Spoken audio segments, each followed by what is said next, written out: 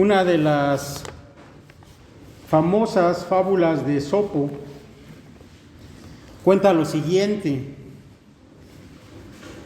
3 bueyes pastaban juntos, tenían mucho tiempo de conocerse y entre ellos todo era paz y amistad, pero no imaginaban que desde lejos los observaba un león esperando la oportunidad de atacarlos. El león, como era un experto cazador, sabía que no podía comérselos mientras se mantuvieran juntos. Por tanto, tenía que proceder con astucia. Se acercó al lugar donde pasaban los bueyes y simuló ser un león pacífico que solamente quería tomar el sol y dormitar. Poco a poco se fue ganando la confianza de los 3 animales. Los bueyes llegaron a acostumbrarse a la presencia del león. Todos los días, de hecho, lo saludaban amablemente y le preguntaban por su salud. El león, al ver que su plan estaba funcionando, un día se acercó a uno de los bueyes y le dijo al oído: ¿qué haces en compañía de estos 2?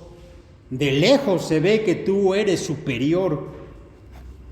Luego convenció al segundo de que sus amigos aprovechaban lo mejor del campo y a él lo condenaban a comer un pasto muy pobre. ¿Qué le decías a mis amigos?, le preguntó el tercero. ¿Decirles?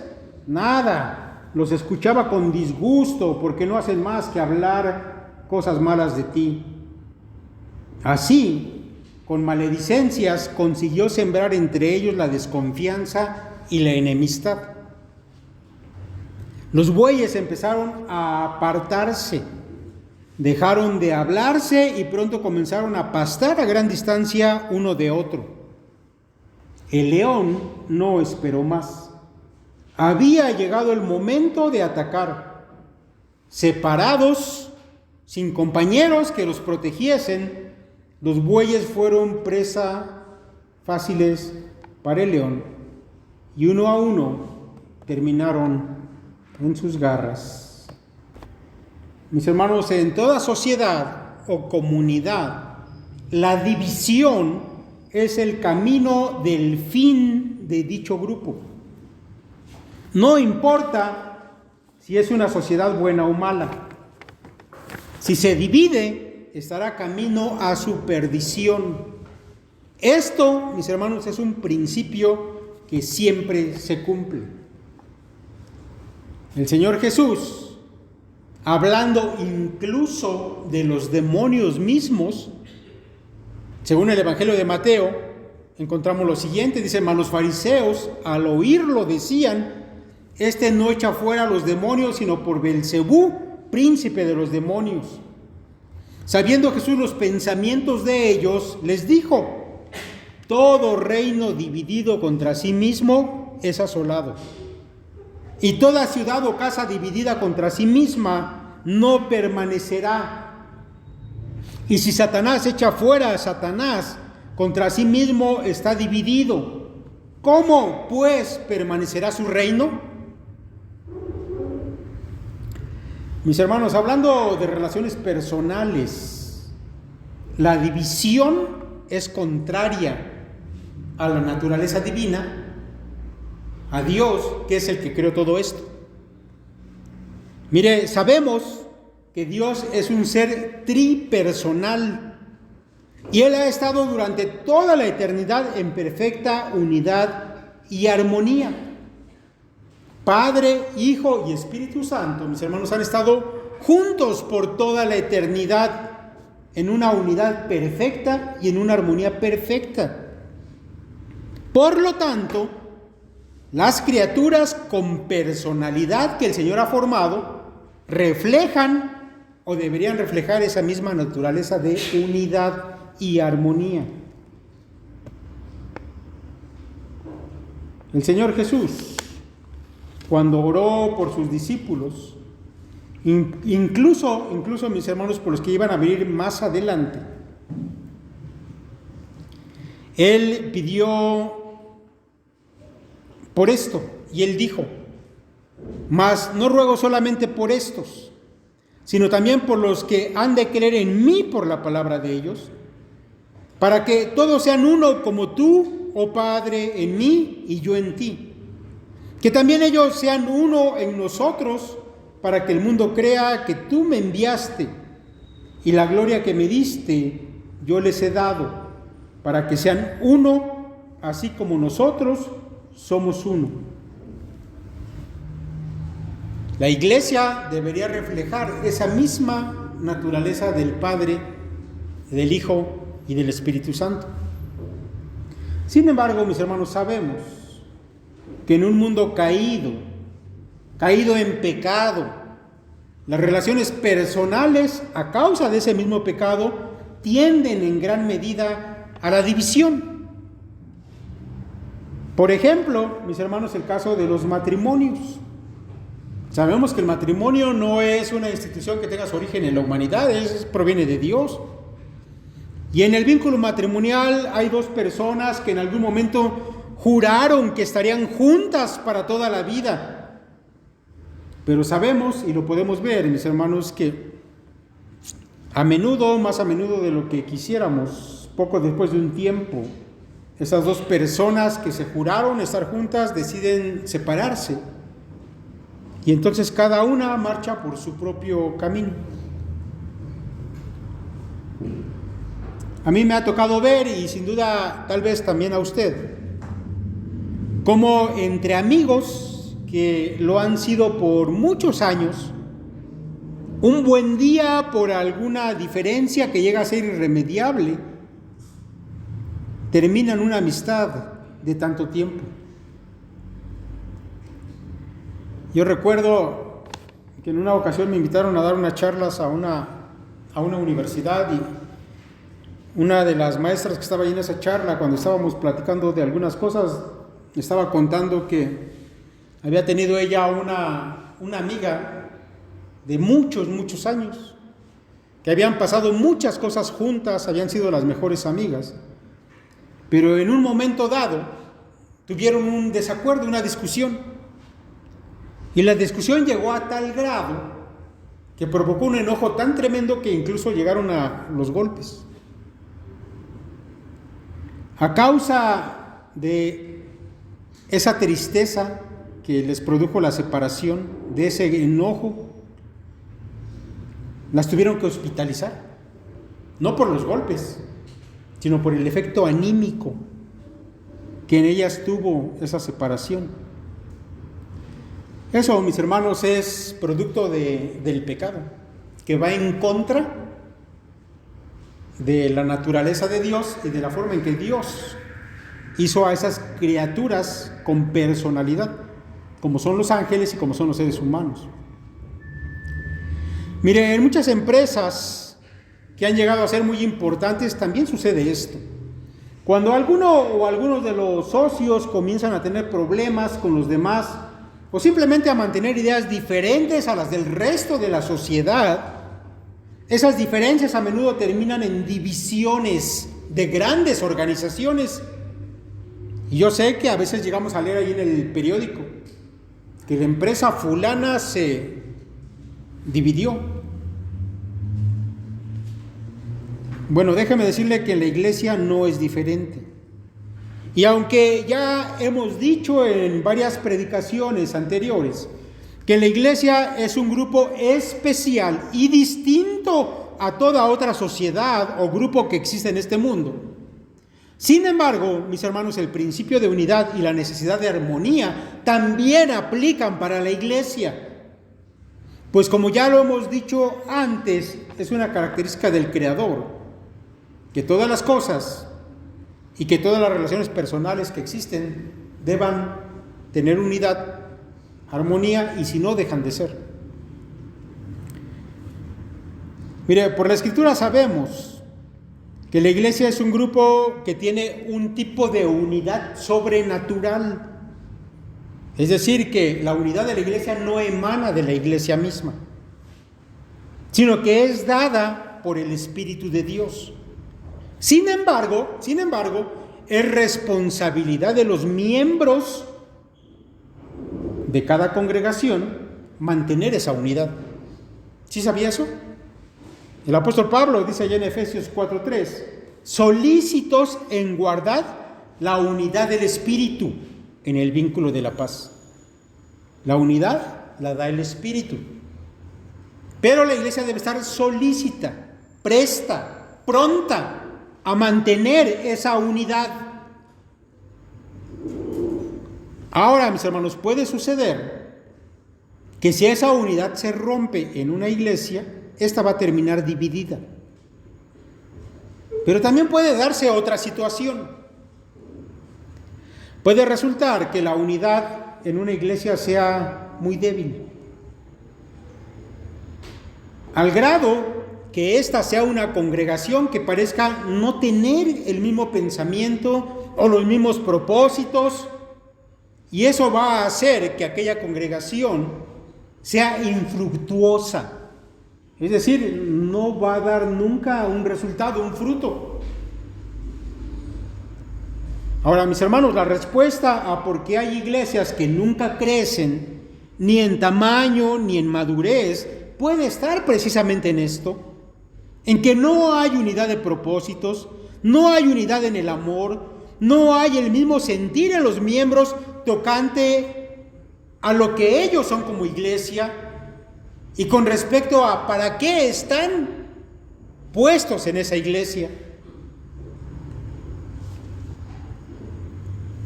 Mire, puede haber iglesias que llevan muchos años existiendo, pero como son iglesias que nunca evangelizan, que no se preocupan por la enseñanza que transmiten, que no hay una comunión correcta entre sus miembros, son iglesias que simplemente se van haciendo viejas. Tal vez conoce alguna, yo sí conozco algunas. Sus miembros, que son los mismos de siempre, envejecen. Y a medida que esto va sucediendo, bueno, pues se van retirando por la edad, ya no pueden ir a los cultos, o muchos se van muriendo. Y entonces los templos de esas iglesias, pues se van quedando vacíos. Ya ves, hay congregaciones de 20 personas, de 15 personas, y todos son ancianos. Así que de manera literal, esas congregaciones mueren de viejas, porque no fueron capaces de producir lo que nunca hubo en ellas, una vida dinámica y armoniosa entre sus miembros.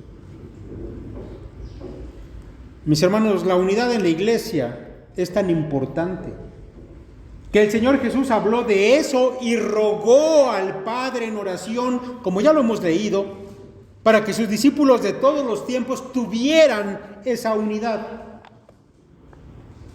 El apóstol Pablo en casi todas sus cartas habla de la unidad de la iglesia y emplea metáforas para dar un entendimiento y explicar esa unidad. De hecho, déjeme decirle que el apóstol Pablo no solamente habló de la unidad, sino habló en contra de aquellos que provocan divisiones en la congregación. Mire, para Pablo, alguien que causa divisiones debe ser tratado con severidad en la disciplina. Mis hermanos, Pablo amaba la iglesia. Él dio su vida para fundar iglesias, para enseñar a las iglesias, para mantener a las iglesias. Así que no me extraña que cuando él se refiere a aquellos que causaban divisiones, utiliza palabras severas.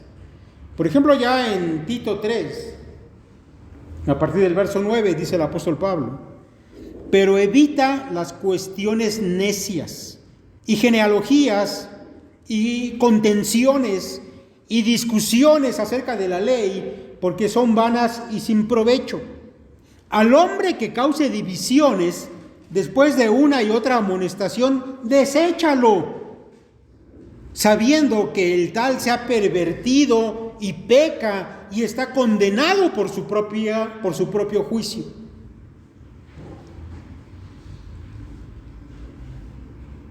Mis hermanos, Pablo dice, bueno, si ya le exhortaste una y otra vez y él se mantiene en su necedad, sácalo. No puede estar en la congregación, él va a causar un mal mayor. Ahora déjame decirte que aquí en este pasaje de Tito, esa frase que nuestra Reina Valera dice que cause divisiones, es una sola palabra en el texto griego. La palabra jareitikos, de donde proviene nuestra palabra en español herético. Y la palabra griega, en su significado más literal, quiere decir el que sostiene sus propias ideas.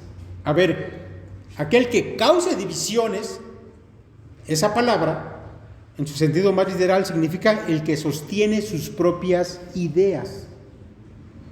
Ahora, mis hermanos, esto no quiere decir que si alguien en la iglesia piensa diferente de los demás, hay que expulsarlo o hay que disciplinarlo. No quiere decir eso. Más bien, la idea de Pablo, mis hermanos, es que si hay una persona, un miembro en la iglesia, que mantiene una idea que va en contra de la Escritura, y a pesar de que se le ha mostrado una y otra vez que está en un error, y sin embargo él se empeña en mantenerse en esa postura errónea, eso es un peligro que va a arrastrar a otros a ese mismo error. Sácalo de la congregación, dice Pablo.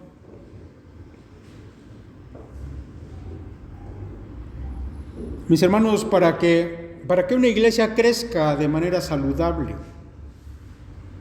porque la iglesia es un organismo vivo, tenemos que estar conscientes de eso. No es una institución, no es una empresa. La iglesia es un organismo vivo. Por eso hablamos de crecer saludablemente. Para eso, sus miembros deben mantener una unidad, que es lo que Pablo desea, y que expresa cuando escribe la epístola a la iglesia de Filipos.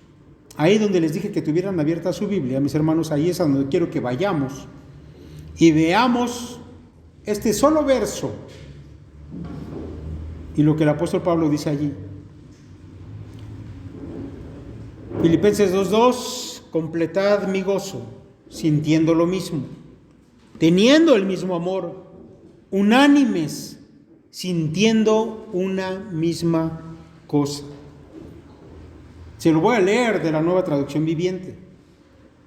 Dice, entonces, háganme verdaderamente feliz, poniéndose de acuerdo de todo corazón entre ustedes, amándose unos a otros y trabajando juntos con un mismo pensamiento y un mismo propósito.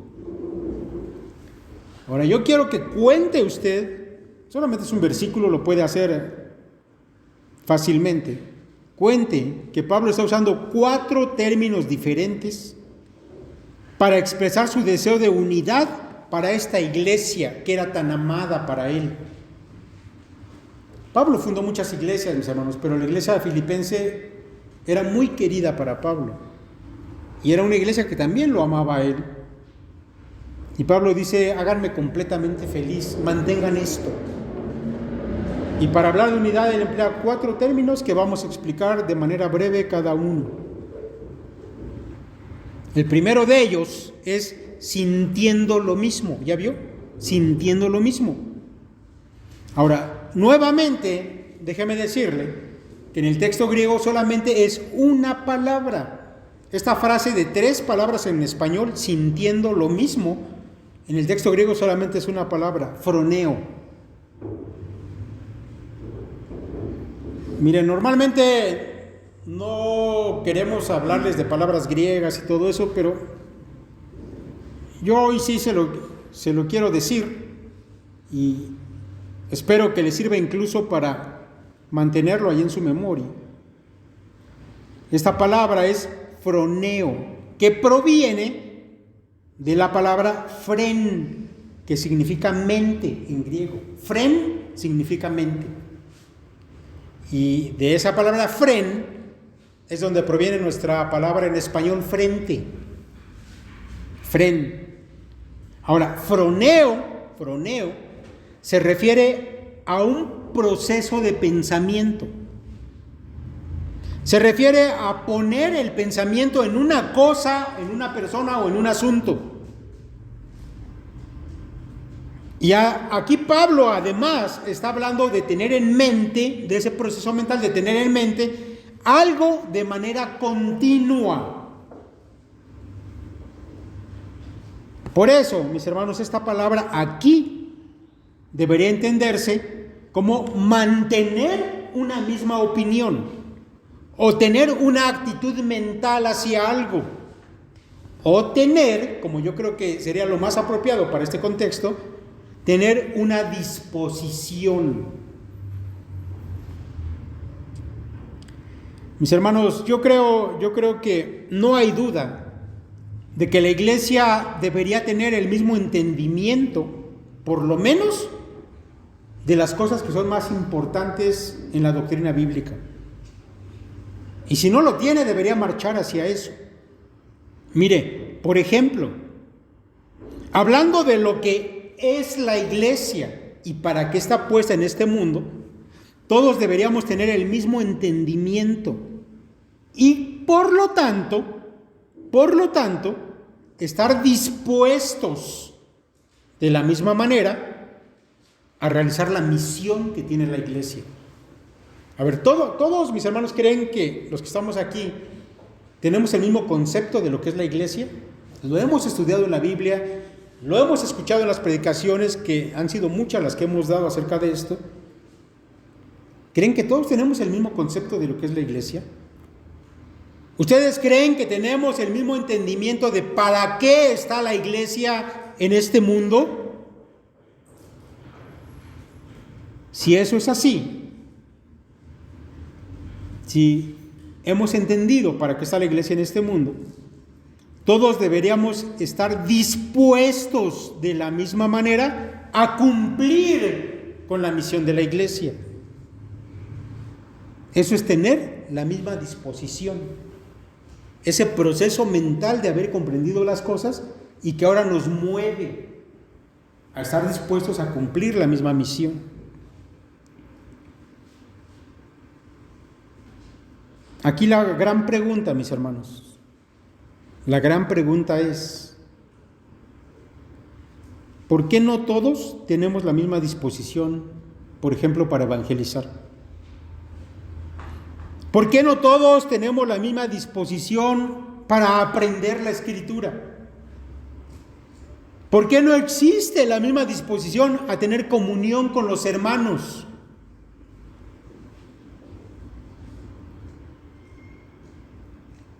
Ahora yo le voy a pedir que esto lo piense usted por un momento,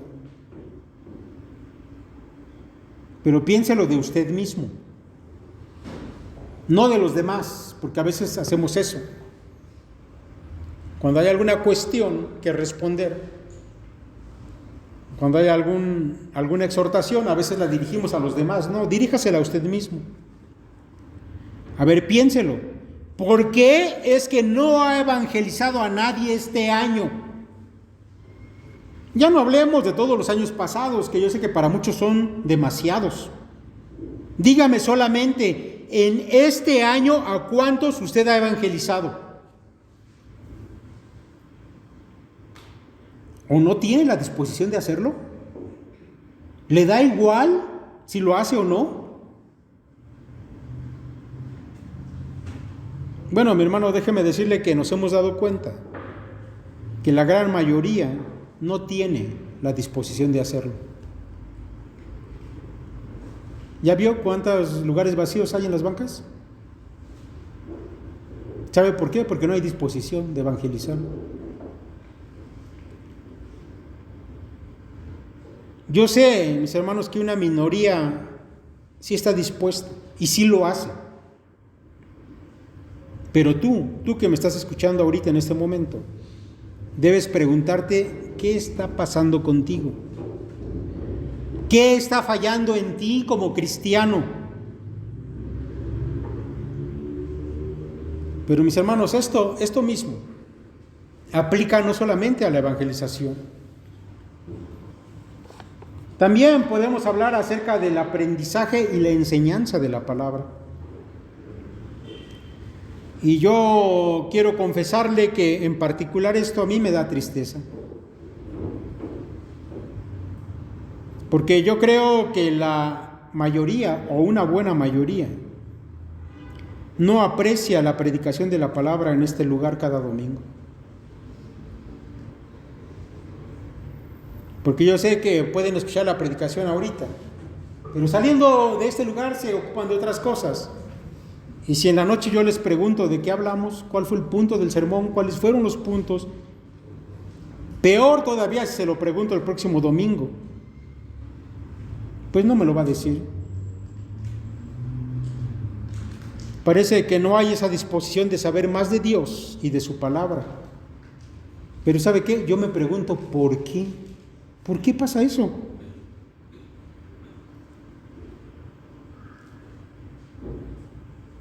A veces pienso que el esfuerzo que se hace por poner las predicaciones a su alcance allá en la red, en el internet, tiene el mismo resultado. No hay una disposición de repasar en la semana. Mire, y quiero comentarle esto, es importante que usted lo sepa.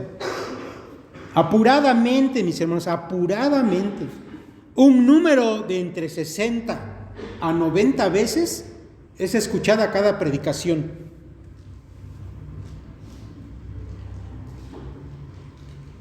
De entre 60 a 90 veces durante la semana, durante 15 días, durante el tiempo que quieran, solamente ese número de veces es escuchada cada predicación. ¿Y sabe qué? Todavía, si eso a mí me decepciona, déjeme decirle otra cosa. Cada predicación es escuchada en un promedio de a lo más 10 minutos. Mis hermanos, de esas 60 a 90 veces, digo, hay algunas que pasan un poquito de eso, pero siempre se mantienen en ese rango. Mire, de esas 60 o 90 veces, nosotros sabemos que por lo menos la mitad de la gente que escucha esas predicaciones no son de esta iglesia. Son oyentes, mis hermanos de otras congregaciones, o no sabemos quiénes son, no los conocemos. Si para ellos es provechoso, pues gracias a Dios. Pero mis hermanos, el esfuerzo que hacemos es para que ustedes las escuchen. Y sabe esos datos, porque los podemos ver en la página de YouTube donde subimos esto. Pues para mí resulta algo lamentable. Porque entonces, ¿ustedes qué hacen para nutrirse espiritualmente? A ver, durante la semana, ¿qué hacen? ¿No se alimentan espiritualmente? ¿O escuchan a otros predicadores y por eso a veces traen metidas en la cabeza ideas hasta antibíblicas? ¿O de plano ya decidieron mejor estar a dieta permanente durante toda la semana? Fíjese que a menudo yo he pensado que no tiene caso seguir subiendo esas predicaciones. Se lo he comentado a mi hermano David también. Pero después pienso que al menos de nuestra parte como pastores, pues no va a quedar. Al final tú vas a tener que dar cuentas al Señor de lo que hiciste con el tiempo de vida que Él te ha concedido. Y si preferiste, en lugar de dedicar tu tiempo a aprender la palabra, a predicar el Evangelio, lo empleas en otras cosas, mi hermano, tú darás cuenta de eso. Y déjame decirle que ya ni qué decir de las células, ¿verdad? Que son otro esfuerzo para propiciar la comunión y el compañerismo entre los hermanos de esta iglesia.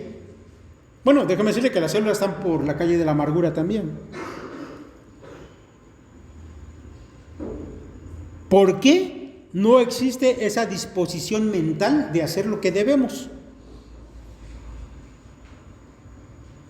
Ahora, yo me he preguntado, mis hermanos, porque si hay un pequeño grupo que hace lo que debe hacer, pero no todos. Y si no hay unidad, obviamente la iglesia no marcha, se estanca. Y yo me he preguntado, si esos que sí lo hacen no estuvieran en esta iglesia, o simplemente si un buen día dejaran de hacerlo, ¿Qué pasaría con esta congregación?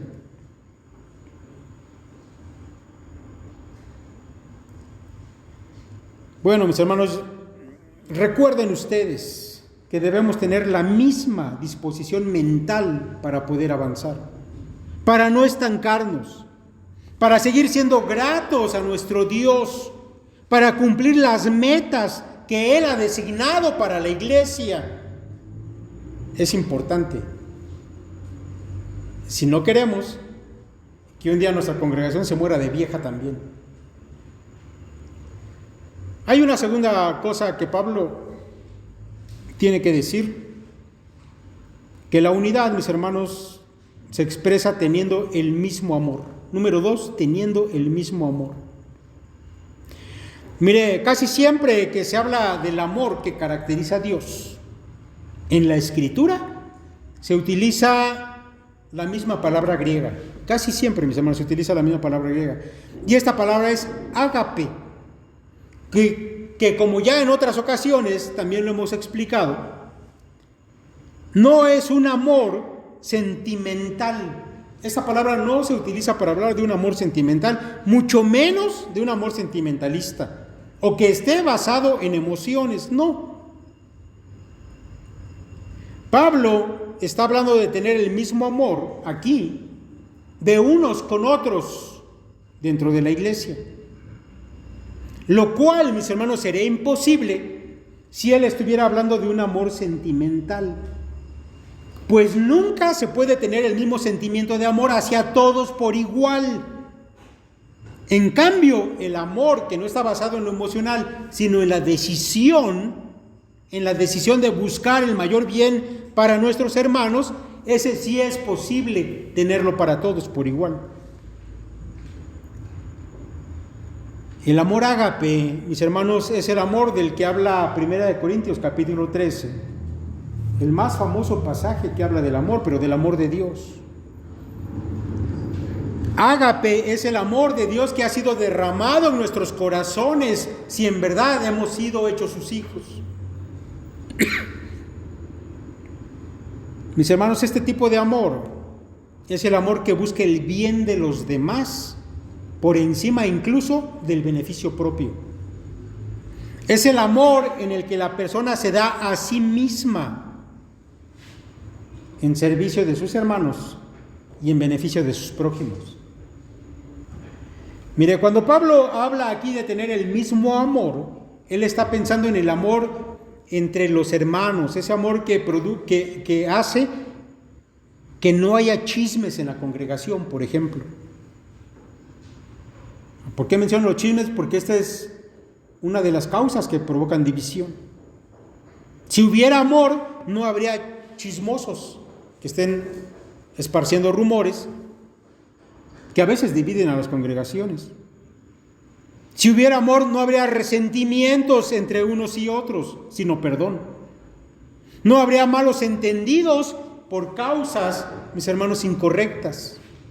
Mucho menos entonces habría divisiones. ¿Por qué Pablo introduce el asunto en la unidad de que debe haber amor? Porque si no hay amor, mis hermanos, van a entrar a divisiones, y si hay divisiones, esto va a poner fin a una iglesia.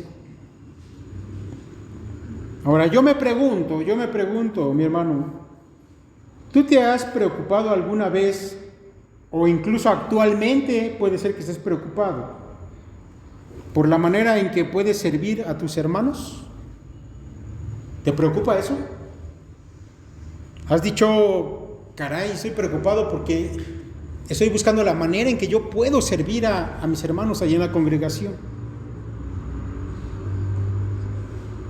Estoy preocupado porque necesito encontrar la manera en poner mi granito de arena para edificar a la iglesia de Cristo. ¿Es esa una de tus preocupaciones actualmente? ¿Sabe qué hemos notado? Hemos notado que hay quienes llegan a la iglesia más bien pensando en que van a recibir algo de la iglesia. Yo esperaba recibir una buena predicación, pero no nos tocó una buena predicación. Yo esperaba que allá en la iglesia me ayudaran ahora que tengo necesidad, pero no, nadie me ayuda. Es que yo pedí una consejería ahí con el pastor, pero andaba muy ocupado. Y no. Mucha gente viene, mis hermanos, pensando recibir cosas de la iglesia. Pero pocos piensan en la manera en que podrían tal vez apoyar a otros en sus necesidades físicas, en sus necesidades espirituales. Pero en lugar de eso, mis hermanos, hay un espíritu crítico y resentimientos, porque no están recibiendo lo que ellos esperaban. Ahora, déjame decirte algo. Si tú eres hijo de Dios, realmente, tú has recibido un don espiritual, lo sabes, ¿verdad? Un don espiritual precisamente para esto, para servir a tus hermanos, para edificar a tus hermanos. La pregunta aquí es, ¿lo estás usando? ¿Sabes cuál es tu don? Porque mi hermano, al final todo, hablando de amor, todo va a aterrizar en una cosa. ¿Estás amando a tus hermanos de la manera que Cristo te amó a ti? Con un amor que se da a sí mismo, incluso de manera sacrificial. El apóstol Juan dijo que el que no ama a sus hermanos no conoce a Dios.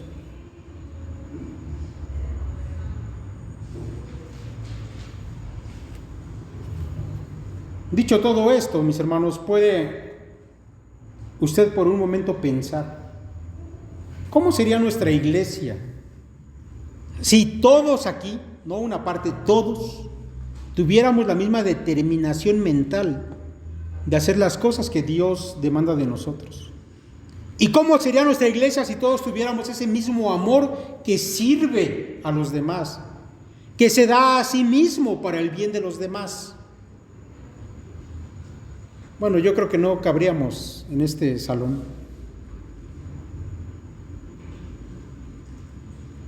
La unidad, mis hermanos, en ese propósito mental de hacer las cosas y en ese amor para edificar a los demás, mueve a que la iglesia crezca de una manera saludable, a que no se estanque. Pero Pablo nos va a hablar aún de otro término, la tercera cosa que él menciona como una muestra de la unidad, y él dice unánimes. ¿Ya vio? Unánimes. Simsijos es la palabra griega, simsijos. Esta palabra me parece a mí muy interesante porque muchos expertos piensan que es una palabra que no existía en la lengua griega antes de Pablo, y que fue precisamente el apóstol quien inventó esta palabra. Y esto no es nuevo. Pablo es el autor de algunas palabras griegas que no existían. Pero eso es normal de entender, porque en el mundo griego, que es pagano, que es idólatra, muchas características de la vida espiritual de un hijo de Dios no existían en ese ambiente pagano. Y el apóstol Pablo tuvo que inventar algunas de las palabras que hoy son parte de la lengua griega. Simsijos significa literalmente ser de una misma alma. O también puede ser traducido como estar alma con alma. La idea, mis hermanos, aquí es tener un mismo propósito. Unánime significa tener un mismo propósito.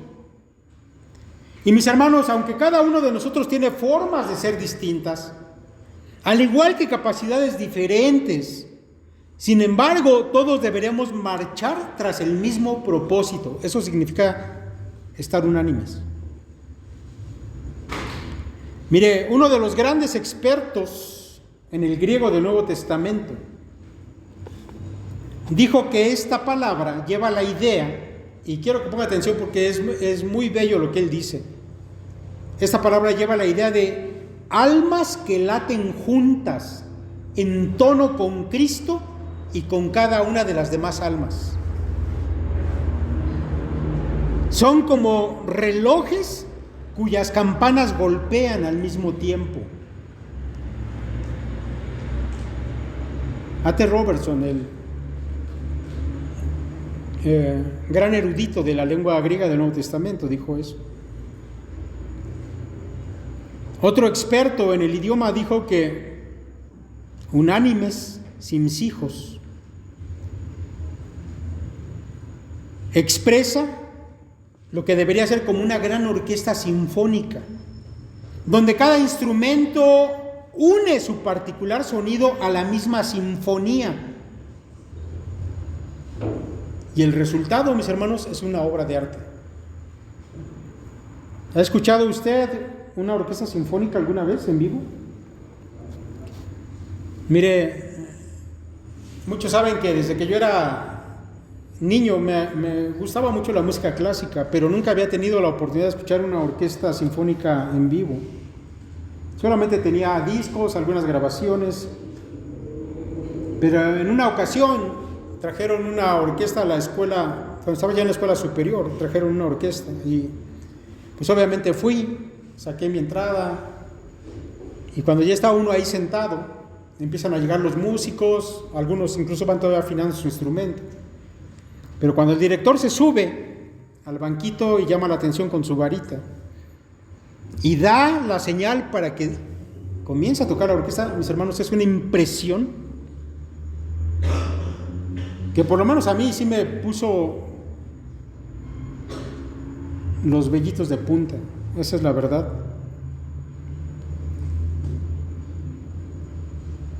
Así debe ser la iglesia. Aunque todos somos diferentes de muchas maneras, deberíamos unirnos en un mismo propósito para que el resultado, mis hermanos, sea el cumplimiento de la obra que Dios ha encomendado a la iglesia. Ahora es importante, y aquí quiero recalcar esto, no solo está hablando Pablo aquí de un propósito o de algún propósito que la iglesia determinó, no es así. Aquí Pablo está hablando de ese propósito de Dios, ese propósito, mis hermanos, grandioso que hizo, y escuche bien esto, que hizo que el Señor Jesucristo se hiciera hombre y viniera a este mundo para hacer la parte de esa gran sinfonía que solamente Él podía realizar. Y ahora, mis hermanos, nosotros, por la gracia de Dios, hemos sido invitados y nos unimos también a esa gran obra divina, ese propósito supremo que ha sido expresado de varias maneras en las recientes predicaciones, mis hermanos. ¿Cuál es el gran propósito de Dios? Se ha dicho de varias maneras. Por ejemplo, se dijo que el propósito de Dios es hacer nuevas todas las cosas. También se dijo que el propósito de Dios es que toda la gloria sea para Él. Dios tiene que ser glorificado.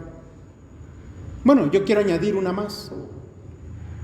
No, obviamente no es mi invención, es lo que Pablo dijo, 1 Corintios capítulo 15. Él dijo que el gran propósito es que Dios sea todo en todos.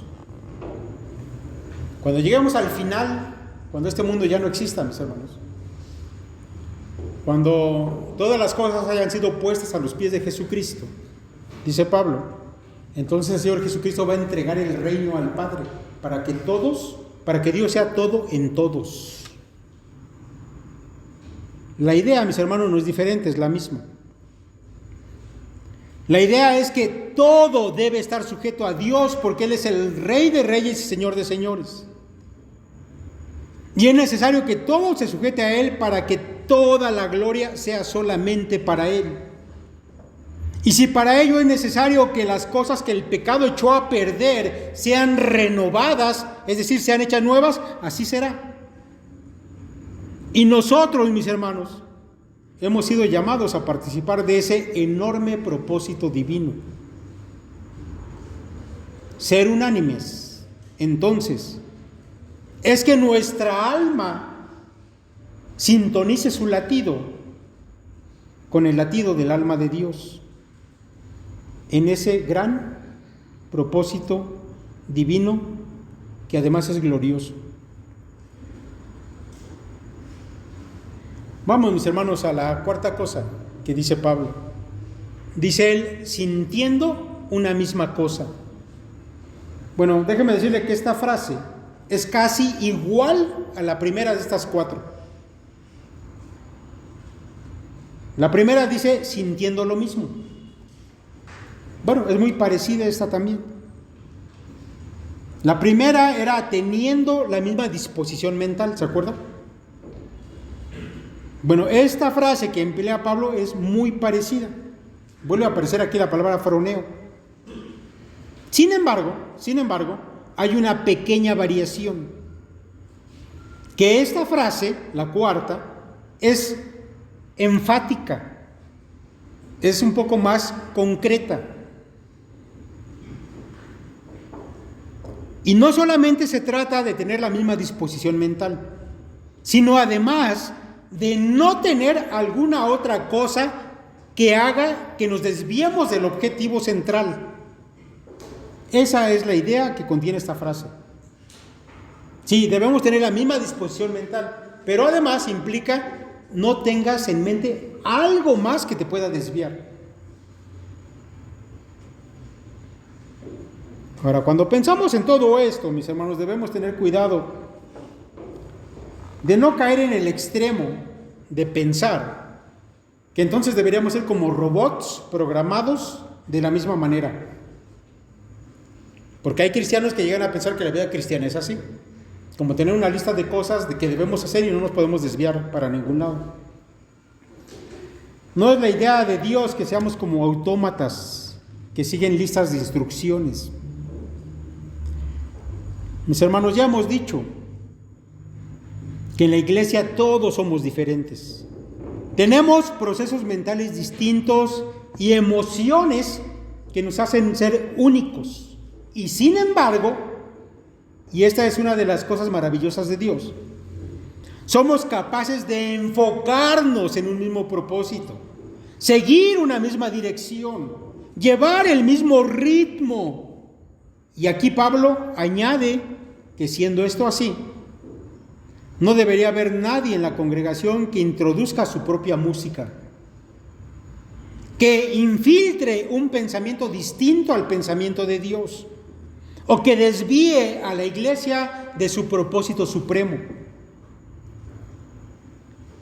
De manera, mis hermanos, que volvemos al inicio. ¿Ya se dio cuenta de eso?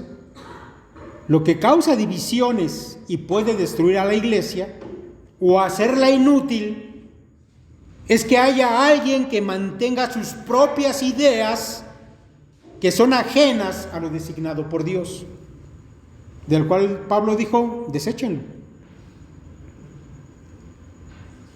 Ahora déjeme decirle que el diablo, como es el león de la fábula de Esopo, va a intentar causar divisiones. Él va a intentar introducir envidias a la iglesia, chismes, peleas, con tal que la iglesia se separe y se debilite. El diablo también es capaz de introducir confusión en cuanto a lo que la iglesia debe considerar como su misión. Y hay congregaciones que terminan ocupándose de cosas sin valor, desviadas completamente de lo que es el propósito de Dios. Y como el Señor dijo, todo reino dividido contra sí mismo es asolado, y toda ciudad o casa dividida contra sí misma no permanecerá. Si no mantenemos todos, mis hermanos, el mismo pensamiento, y dejamos que se comiencen a introducir otras cosas que desvíen a la iglesia o la confundan, la iglesia va a terminar siendo infructuosa o dividida o muerta. Mire, pensando en toda esta enseñanza de la palabra de Dios, yo creo, mis hermanos, que no solamente las congregaciones pueden ser divididas, infiltrando en ellas ideas que la distraen y que la confunden para desviarlas de ese gran propósito. Yo creo, mis hermanos, que si viéramos la historia del cristianismo en general, eso es lo que ha venido pasando en todos los siglos que lleva de existencia en este mundo el cristianismo. Pensaba, mis hermanos, mientras preparaba todo esto, ¿cómo es que hay tantas denominaciones cristianas en el mundo en la actualidad? ¿Y cómo es que hay algunas denominaciones que viven tan confundidas? De manera que piensan que su propósito, por ejemplo, para algunos, es andar echando fuera demonios de la gente. O andar clavando estacas en la calle para reclamar esta cuadra para Dios.